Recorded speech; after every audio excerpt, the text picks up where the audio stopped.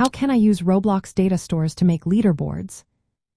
Imagine creating a game where players can see how they rank against everyone else in real time. That's where data stores come into play. They let you save and load player data across game sessions. To start, you need to set up leaderstats, which are folders attached to each player that hold their scores or points. When a player joins, your script creates a folder called leaderstats inside their player object. Inside this folder, you add value objects like int value for points, coins, or other stats you want to track. These values automatically show up in the player list during gameplay, making it easy to see individual scores. Next, you want these stats to stick around even after players leave. Roblox has a service called DataStoreService that helps you save data on the cloud. You create a data store for each type of data you want to save, usually using the player's userid as a key. When a player joins, your script fetches their saved stats from the data store and updates their leaderstats folder.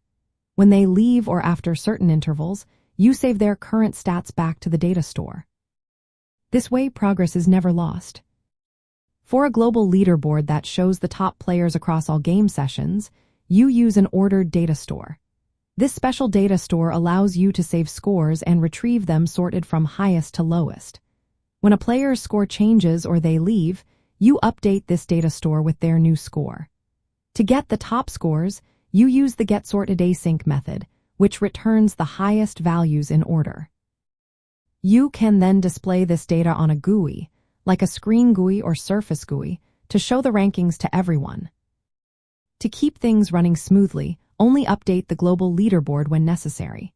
For example, when a player leaves or after a big score jump. This reduces the number of requests to the data store and prevents hitting request limits. You'll want to have two data stores, one for individual player profiles and another for the leaderboard rankings. When players join, load their profile data into leaderstats. When their scores change, update the leaderboard data store. When displaying the leaderboard, query the top scores and update your GUI with player names and scores. In your scripts, you'll listen for the player-added event to create leaderstats and load data. When players leave, use player removing to save their data back to the data store. Always use pcall, which is a protected call, to handle data store requests safely and catch errors. You can also use loops and UI templates to dynamically create leaderboard entries on your GUI. This approach works well for beginners and experienced developers alike because it covers the basics of data stores and leaderboards while introducing more advanced features like profile management and ordered data stores. Combining these elements lets you build leaderboards that are persistent, accurate, and show real-time rankings for your Roblox game.